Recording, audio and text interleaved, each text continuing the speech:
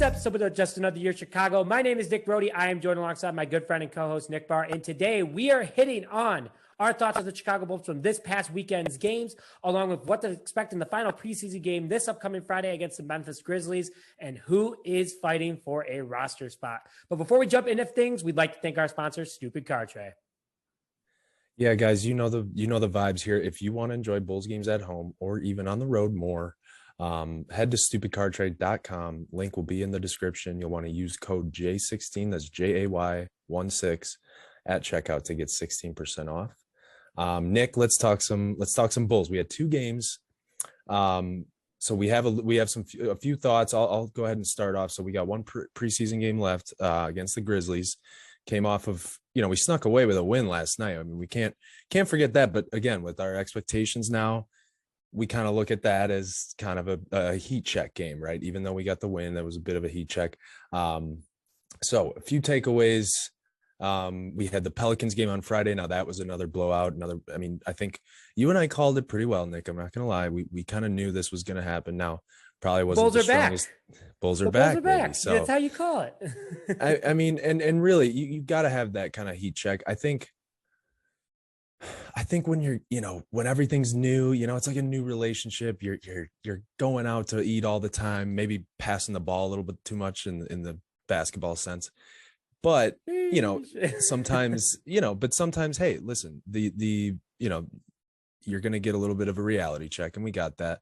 Cavs were on their revenge a little bit. Even Laurie got in the mix, scored a team high for the Cavs. Again, not saying a whole lot. They had some guys out to injuries, but my biggest takeaway really comes down to Lonzo. Again, continuing to impress me. I think the fact that he seems to still be going up and up, he hasn't reached his peak yet, is exactly what we wanted to see as Bulls fans, right? He was 5 for 6 from downtown on Friday night. 19 points against the Pelicans. That was a great performance. And then last night, little tougher game for the Bulls. We went a little cold shooting wise. Weren't shooting from three as well as we were the first couple of games. But an awesome, this is like a coach comment from me, right? So if I'm a coach, what I love to see is one of my star players, right? When he can't fill the stat sheet from a points, when he's not hitting from the field, he was 4 for 12. He goes and gets 3 steals. So he continues a streak of, active hands, just like the Bulls have been doing. 4 blocks. 4 blocks for a point guard. And this is all despite shooting poorly from the field. So you can tell, mentally, he's got that, he's kind of got that grit too. The rest of the team, 7 for 28 from 3. Like I said, that part was rough. That's 25% from the field for you math folks. So that's not great, right? Coach wants to see 35% are up. We need Vooch to play a little bit more 2-man with Lonzo, and Lonzo continues to be aggressive. Do it with LaVine, do it with DeMar. They can all go off the dribble, and Vooch is clearly, that's kind of his thing. So I guess, Nick, what were your main takeaways from the weekend, and kind of do you share the same feelings as me with, we kind of almost needed that heat check in a sense? Yeah. So just full disclaimer, we are recording on Monday, October 11th. So when we say last night, we mean Sunday night, October 10th against the Bulls. Just want to clarify that. But, I think that the Bulls needed that. They know that they're good. The Bulls know they are a very talented roster. They're going to make a lot of noise in the East this upcoming season. Stacey King even said it to me when I, ran into him a couple of weeks ago, and he's saying it now. It's just, this Bulls team feels different. And you said it best. It's like a new relationship. Everything's fun. You're in the honeymoon phase. Things might get tough though. And it got tough against Cleveland, a team that we just had blown out a couple nights before. And then Cleveland comes back in their house and says, that's not going to happen. Again, preseason, take it with a grain of salt. I don't think the Bulls are going to win every single game by 40 points. It's just not going to happen, folks. But they have the opportunity to do that. What? Come on, really? This isn't the Jordan era. I'm just, it's the Lonzo, it's the LaVine, it's the DeMar era. The Bulls are good. I think they did need that reality check though. Also, it makes them work harder. These guys are, they're going out together. They were at Maple and Ash last week as a group. Great idea, team building. But you build through the team with losses. You have a bad game from Lonzo, totally fine. Vooch and him need to still gain that chemistry, and that's what preseason's for. So expect, because coaches always listen to Just Another Year Chicago. We are so confident in it. totally messing around. Billy Donovan probably doesn't even know who we are. But No, not at all. No, not yet. Not yet. But Not yet. What I got to say to that is that he's probably going to focus and go, hey, you guys need to build some chemistry together, especially point guard to big man in a league, especially with the big man has become so important in all aspects. Always been important, but in today's day and age, it's super important. You need to build that chemistry. And then how much more, Patrick Williams too. Patrick Williams participated in Bulls practice over this week. He's coming back. He got up and down on the 5-on-5 drills. A lot of people don't know that, but the freak of nature is coming back. He's 20 years old. He's going to heal quick. And the fact that he's already back out there doing some work, now he needs to respond throughout the week, making the call for him to be available on Friday. That's going to be the big piece because Patrick Williams is a huge part of this Bulls plan, and that's who the Bulls need to have out there at all times on the court. Or not all times, but consistently out there. As much as we can. Yeah, for sure. And I think I just want to piggyback off that. So really, I think, I want to brag a little bit for Patrick Williams. He was, remember, ranked in that there was a poll for 15 executives around the league, and they, had ranked their top 3 breakout candidates. Williams landed around 5th place. This was behind Darius Garland out of Cleveland, Jaren Jackson out of Memphis, Keldon Johnson out of San Antonio, and OG Anunoby out of Toronto. Can't mess that name up, even though I did. It's a poor move because that is just such a wonderful name. It just flows so well. Say it 3 times in a row. Yeah, OG Anunoby. Got it. Got it.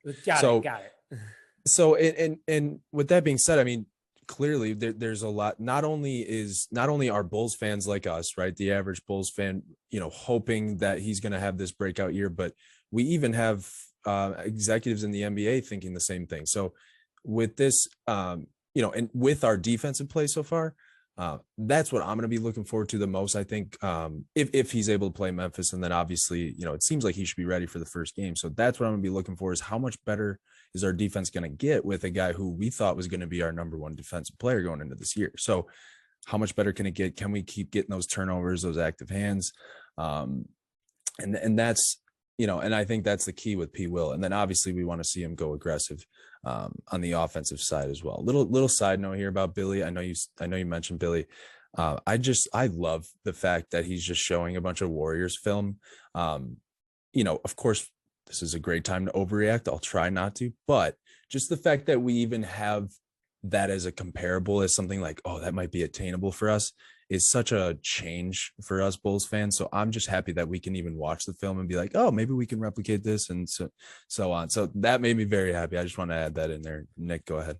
Couldn't agree more. Like, the Bulls have confidence. And when you put them, compare them to the last great teams of this current generation of basketball players in the NBA, you got to respect greatness. And if they're being compared to that, that gives them that extra step. They're young, they're athletic, they're going to be together potentially for a long time, especially, Lonzo's here for the next 4 years. Vooch is here for the next 2 years. LaVine is hoping to be here for the next 1,000,000 years. DeMar is here for the next 3 years. The Bulls have a strong base. The Bulls window, though, for winning a championship isn't as long as the Warriors had over the 2010s, right, but it's still a window. And the Bulls can be very competitive this year. And I think, and a lot of people are saying next year is the year. But don't count out the Bulls this year. Don't. You cannot, in the NBA, today's NBA, and how well they've already progressed and put themselves together, I think the Bulls have a legitimate shot at making a lot of noise in the East. And Billy Donovan is a huge piece to that puzzle that the Bulls needed. Yep.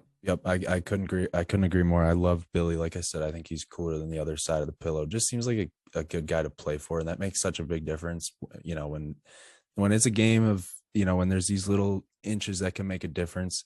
It helps a lot when you have a guy that you want to play for when 2 minutes are left and he's yelling at you, but you want to do good for Coach Billy. Gotta love that. So with that being said, I think with only 1 preseason game left, I think the big thing on our minds, other than is P. Will coming back, is who is going to make the team, who is not going to make the team. So really what we want to talk about here is who has the most to prove going into this 4th preseason game against Memphis. Nick, I'll let you lead it off here. Yeah, I think this is super important to talk about. And it comes down to 3 players that Nick and I are going to discuss. I got to start out with Devon Dotson, great Chicago kid, played at Kansas, He came in, he hustles. He's a hard ball player, and he's good. There's no doubt about it. But his size hurts him, and height over height. But it does hurt him, and he did not take that much of the opportunity he was given this offseason. He is a two-way contract player, so he's luckily going to be able to play for the Windy City Bulls, which is going to be pretty awesome, especially to go to the minor league Bulls games and see like a stacked team. But I don't think Devon Dotson, he has the most to prove. I don't think he's going to end up making this roster because Kobe White, though injured, you're going to keep Kobe White over Devon Dotson at least, or you can have Dotson on the opening day roster if Kobe White doesn't come back in time. But Kobe White has earned that spot on the Bulls roster. He's their first round pick from a couple years ago. A lot of potential, a lot riding on this guy. He's flashed that he's good. But Devon Dotson, just breaking it down real fast, first preseason game, he played 12 minutes, 3 rebounds, 2 assists, 1 point. Then you go to the second game, less time in 10 minutes, 2 rebounds, 3 assists, 3 points. So his stat line went up. And then against Cleveland, in only 5 minutes, 2 rebounds, 0 assists, and 3 points. So he didn't take advantage, nor was he really given the opportunity to go out there. So I think the Bulls already have plans for him to go down to the G League. But if this guy erupts and has an unbelievable game, I think he still has a decent shot making the roster. Yeah, 100%. I think, again, when his performance in the summer league, I think got us a little bit hopeful. And like you stated, he just hasn't lived up to that since. And another guy who I don't think has a very high chance of making the team, but wanted to mention him just because I did enjoy the spark he came up with in the first game. And he even impressed me a little bit, just even though he played very low minutes last night, is a guy named Matt Thomas. Now, we saw him in the first game. I think we all saw him coming off. He was, speaking of hard over height, quite a short dude. But he had 11 points in 16 minutes in the first game. And then Sunday against the Cavs, he only played 9 minutes, but he ended up not really filling the score sheet at all. A lot of goose eggs, other than 1 assist. And then I do want to mention in the second game, he did have 8 points in 8 minutes and went 2 for 6 from downtown. Now I'm going to go out on a limb. Again, I don't think he has a high chance of making it, but I did love the 3-point spark that he brought. And again, that's another thing that's up there for emphasis when it comes to the Bulls this year, right? We got defense, and then I think 3-point shooting is the next. So I would say he's probably going to need to play at least 10 minutes and score at least 10 points, hit a couple threes, probably go at least 50% from 3. And maybe he could make the team from there. I think it'd be kind of a cool Cinderella story, but I just wanted to give Matt Thomas a little shout out. But unfortunately, I don't think he'll be making the final roster. And then Stanley Johnson, another guy, Nick and I both agree, a little bit disappointing. I mean, we know he didn't have a huge offensive upside, and he really isn't scoring.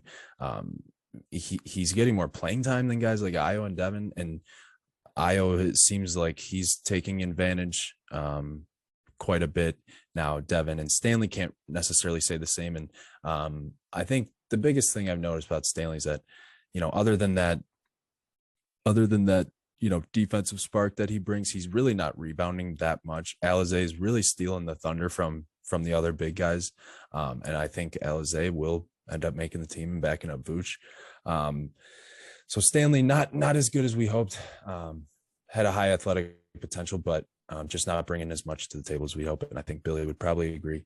But those are the 3 main players I think we're watching to see if they make the cut or not. Not super likely, but a couple of guys that have been on our radar.